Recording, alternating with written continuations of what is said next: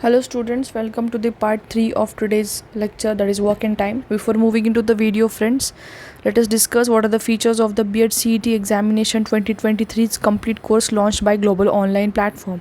Here you will be provided with the full syllabus video lectures, 10 full syllabus test series, full syllabus complete notes and 2000 plus MCQ question bank. So all above features will be provided to you in the course fees of just 1000 rupees. ज्यांना B.Ed CET एक्झामिनेशनसाठी prepare करायचं असेल त्यांना या कोर्सचा अतिशय जे आहे benefit होणार आहे, कारण या कोर्समध्ये तुम्हाला full syllabus live video lectures provide करण्यात येतील, 10 full syllabus test series, full syllabus complete notes आणि 2000+ MCQ क्वेश्चन बँक प्रोव्हाइड करण्यात येईल. आणि ह्याची जी कोर्स फीस असणार आहे ती फक्त 1000 रुपीज असणार आहे. नाव त्या स्टुडंट्सला ज्यांना B.Ed CET सोबत ELCT ऑप्ट करायचं असेल, that is English Language Content Test. So B.Ed CET examination and ELCTला कन्फ्यूज करतात. भरपूर स्टुडंट्सला कन्फ्यूज व्हायचं नाही आहे.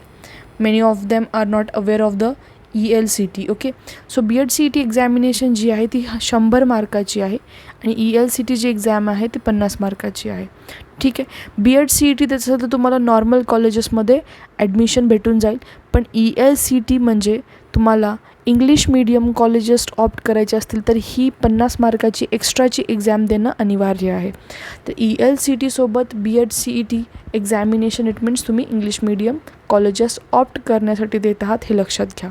ओके, सो ह्या पर्टिक्युलर कोर्सला जर एनरोल करायचं असेल ज्यामध्ये तुम्हाला B.Ed CET सोबत ELCTचं सुद्धा प्रेपरेशन करून भेटेल, तर त्याचं कोर्स फीस असणार आहे 1500 rupees.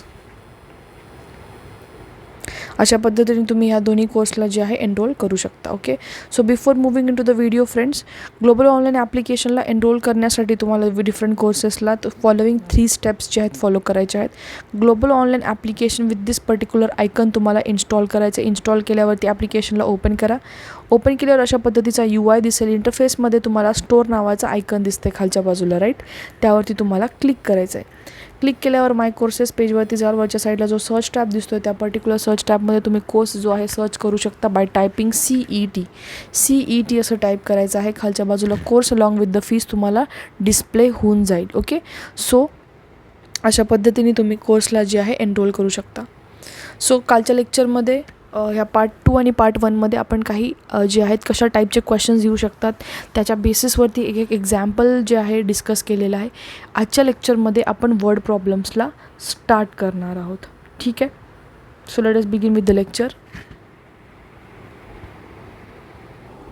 First question, Rima can complete a piece of work in 12 days while Seema can complete the work in 18 days. If they both work together, how many days will be required to finish the work together?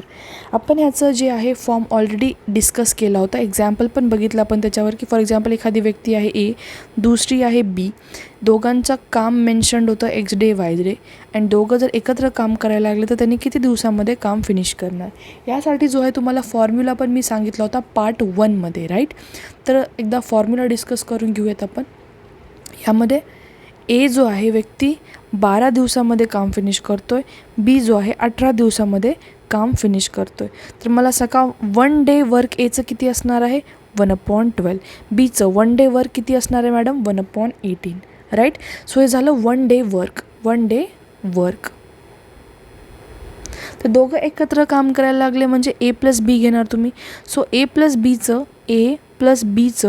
1 day work किती असेल 1 day work ODW असं लिहिते मी. 1 day work किती असेल दोघांचं एकत्र काम करायला लागले तर 1/12 + 1/18. कॅल्क्युलेशन करा, तुम्हाला आन्सर जे आहे भेटून जाईल. कशाचं भेटेल 1 डे वर्कचं भेटेल. त्याचा रेसिप्रोकल घ्या, तुम्हाला total days required for A and B to finish work भेटून जाईल. ठीक आहे, क्वेश्चनच्या अकॉर्डिंग जर आपण गेलो 18 + 12 upon 18 × 12. 18 + 12 is 13. 12 8s are 96, carried 9. 12 1s are 12 and 9 is 21, right. Calculation करा, आन्सर येऊन जाईल. So 7.2, 3 7s are 21, 3 2s are 6. वरच्या साईडला 0 होता म्हणून 7.2 मी घेतले. ओके, तर हे झाला 1 डे वर्क. हे काय झालं 1 day work. of A and B. So total days required for A and B to finish work काय घेणार, ह्याचा उलटा घेणार, म्हणजेच 7.2 days तुमचं काय असणार आहे, आन्सर येणार आहे. हे का सोपं गेलं, कारण हा एक क्वेश्चन आपण ऑलरेडी अशा टाईपचा जो आहे त्याचा फॉर्मॅट पण बघितला, त्याच्या रिलेटेड एक एक्झाम्पल पण बघितलं, म्हणून आपण इथे इझिली वर्ड प्रॉब्लेम सॉल्व करू शकलो. Right. Moving on to the question number 2. If A completes a piece of work in 3 days, which B completes it in 5 days, and C takes 10 days to complete the same work, how long will they complete the work if they work together? जर A जो आहे, A नी कामाचा जो भाग आहे 3 दिवसात पूर्ण केला, बीनी 5 दिवसात पूर्ण केला, आणि सी जो आहे तो 10 दिवसात पूर्ण केला. ठीक आहे. त्यांनी एकत्र काम करायला लागलं तर त्यांना किती वेळ लागेल, हा क्वेश्चन आहे. हा टाईपचा आपण क्वेश्चन आपण बघितला. चला तर सॉल्व करूयात. ए इज इक्वल टू वॉट, एला किती दिवस लागतात मॅम, 3 दिवस. बीला किती दिवस लागतात, सॉरी, बीला लागतात 5 दिवस. सीला लागतात 10 दिवस. तर आपण ह्यांचा 1 डे वर्क काढूयात. 1 डे वर्क 1/3, 1/5 अँड 1/10. हे काय झालं, 1 डे वर्क झालं. तर तिघं एकत्र काम करायला लागले, ए प्लस बी प्लस सी, तिघं एकत्र काम करायला. तर एका दिवसात ते काम किती फिनिश करणार मॅम, 1/3 प्लस 1/5 प्लस 1/10. आपण बघितलं होतं सिच्युएशन 3%ची, तर काय होती sir, XY plus YZ plus ZX upon XYZ. ह्या फॉर्म्युलाला पुट ऑन करायचं होतं, आपण बघितलं होतं. राईट. तर हेच तुम्हाला इथे जे आहे अप्लाय करायचं आहे. इथे XY अँड झेडच्या जागी व्हॅल्यूज दिलेल्या आहेत. ठीक आहे. डिरेक्टली फॉर्म्युला पुट ऑन करा, तुम्हाला आन्सर येऊन जाईल. त्याला सॉल्व करण्याची दुसरी टेक्निक पण काय, सगळे डिनॉमिनेटर जे आहेत सगळ्यांचे सारखे करून टाका, तुम्हाला इझिली सॉल्व करता येईल. ठीक आहे. तर असा नंबर शोधा जो तिन्ही नंबर्सच्या टेबलमध्ये आहे. ठीक आहे. किंवा असं आपण सॉल्व करून घेऊयात. 3 into 5 plus 5 into 10 plus 10 into 3 upon 3 into 5 into 10. 15 plus 50 plus 30. 5 10 जर 50. 50 इंटू 3 150. कॅल्क्युलेशन करा. 50 आणि 30 80 90 अँड वरचे 5 अपॉन 150. कॅल्क्युलेशन करा. 5 1 जार 5, 5 9 जार 45, 5 3 जार 15 अँड 0. So 19 upon 30. याला मी लिहू शकते 19 1 जार 19.5. राईट. सो हे झालं 1 डे वर्क सर. हे काय झालं sir, 1 day work. 1 day work. So total days required कसं शोधणार, टोटल डेज ह्याचा रेसिप्रोकल घ्या sir, that is 1.5 days. Option number A. Right. Next question. So question number 3. Two painters P1 and P2 can paint a bungalow in 3 days. If P1 can paint alone the bungalow in 12 days, in how many days can P2 can complete the same paint work? P1 and P2 जे आहेत, इथे P1 असं यायला हवं होतं. Okay, एक second. This is P1, this is P2. Okay. हे जे आहेत दोन चित्रकार 3 दिवसामध्ये एक बंगला रंगवतात, म्हणजे दोघं एकत्र काम केल्यावरती. जर P1 एकटा काम करायला लागला तर तो 12 दिवसामध्ये कंप्लीट करतो, आणि P2 जर एकटा काम करायला लागला तर तो किती दिवसात काम फिनिश करणार, हा क्वेश्चन आहे. ठीक आहे. तर हा टाईपचा आपण जो आहे क्वेश्चनचा फॉर्मॅट पण बघितला, क्वेश्चनचा एक्झाम्पल पण बघितलं, फक्त वर्ड प्रॉब्लेमच्या फॉर्ममध्ये हे एक्झिस्ट करतं. ठीक आहे. तर लिहून बघूयात. P1 आणि P2 एकत्र काम करायला लागले. P1 प्लस P2 3 डेजमध्ये काम फिनिश करतात. तर मला सांगा त्यांचं 1 डे वर्क किती असणार आहे सर, 1/3. P1 जर एकटा काम करायला लागला तर तो फिनिश किती करतो, 12 डेजमध्ये. तर त्याचं 1 डे वर्क किती असणार आहे, 1/12. राईट. P2चं आपल्याला वर्क शोधून काढायचं आहे. कसं शोधणार आपण बघितलं होतं. P1 प्लस P2 आपण हा फॉर्मॅट बघितला होता राईट. ए प्लस बी जर काम देऊन ठेवलेलं असेल आपल्याला आणि एचं काम परत देऊन ठेवलेलं एका दिवसात, तर बी एकटा किती दिवसात काम फिनिश करेल हे क्वेश्चन होता. तर आपण कसं सॉल्व केलं होतं, ए प्लस बी मायनस एचं वर्क, तेच तुम्हाला इथे अप्लाय करायचं आहे. ठीक आहे. तर मला सांगा P1 प्लस P2चं वर्क मायनस P1चं वर्क जर केलं तर आपल्याला काय भेटेल, P2चं वर्क भेटेल. तर आपण 1 डे वर्कच्या फॉर्मॅटमध्ये कॅल्क्युलेट करू. 1 डे वर्क किती, 1/3. P2चं 1 डे वर्क किती आहे मॅम, P1 आणि P2चं 1/3 सॉरी, मायनस P1चं किती आहे 1/12. आपल्याला भेटेल P2चं 1 डे वर्क. करा कॅल्क्युलेशन, काय येणार आहे. आपण काय करू शकतो यामध्ये, 12 मायनस 3/3, 12 3 जार 36 राईट. सो वरती 9, खालच्या साईडला 36, दिस इज 9 4 जार 36. सो 1 डे वर्क ऑफ P2चं 1 डे वर्क, परत लिहितं मी ब्रॅकेटमध्ये, एका दिवसाचं काम किती आहे सर, 1/4 ऑफ द वर्क. तर P2 कंप्लीट काम फिनिश करायला किती दिवस घेईल ह्याचा रेसिप्रोकल घ्या, म्हणजेच 4 डेज. आन्सर काय येणार आहे तुमचं, 4 days. That is option number ए.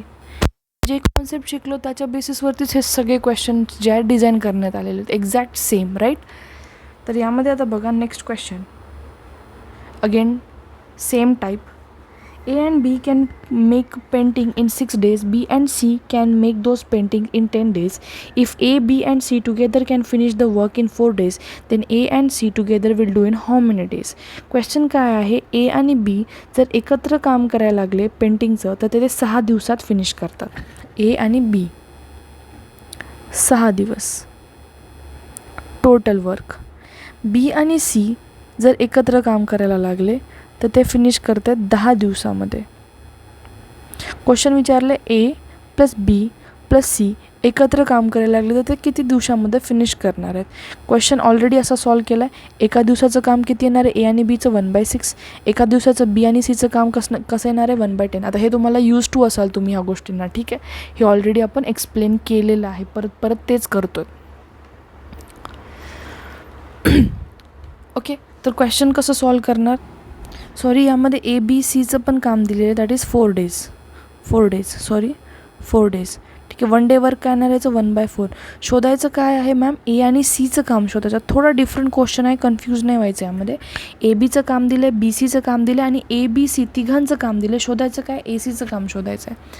कसं शोधणार बघा आता इथे, ट्वाईस ऑफ 2 वेळेस आलेला आहे, ए 2 वेळेस आलेला आहे, बी पण 2 वेळेस काम करतो आहे बरोबर, आणि सी पण किती वेळेस काम करतो आहे, 2 वेळेस. म्हणून मी काय करतो आहे, twice of A plus B plus C 2 वेळेस घेतलं, मायनस ए बीचं काम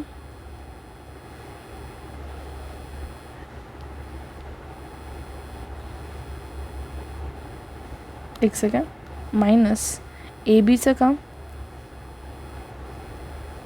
प्लस बी सीचं काम राईट. हे मायनस केल्यावर आता आपल्याला काय भेटणार आहे, ए सीचं काम भेटणार आहे. ठीक आहे. तर ट्वाईस ऑफ ए बी सीचं काम किती आहे मॅम, 1/4 मायनस ए बीचं काम किती आहे 1/6 प्लस बी सीचं 1 डे वर्क किती आहे 1/10. आपण 1 डे वर्कच्या हिशोबाने काढतो आधी. तर हे लक्षात घ्या, इथे काय येणार आहे 1/2 मायनस 16/10 लिहू शकते. तुम्हाला असं पण करू शकता की मॅम डिनॉमिनेटर सारखं करू आपण, ठीक आहे, इंटू 6 राईट, असं पण करू शकता. बट हे सगळं लेंदी प्रोसेस जाण्यामध्ये तुम्ही directly 16/6 right, as we know this, हे अशा टाईपचं आपण ऑलरेडी केलं आहे. परत तेच नको करायला. सो 1/2 मायनस 16/10ला मी 4/15 लिहू शकते, 2ने डिवाईड केलं. ठीक आहे, जर नाही समजलं तर लक्षात घ्या, 2ने डिवाईड केलं. आन्सर येईल तुमचं 7/30. ओके, 7/13 अशा पद्धतीने तुम्ही कॅल्क्युलेशन करू शकता. तरी झालं 1 day work of A and सीचं 1 डे वर्क 7/30. तर कंप्लीट वर्क फिनिश करायला ते किती दिवस घेतील सर, 30/7 डेज घेईल.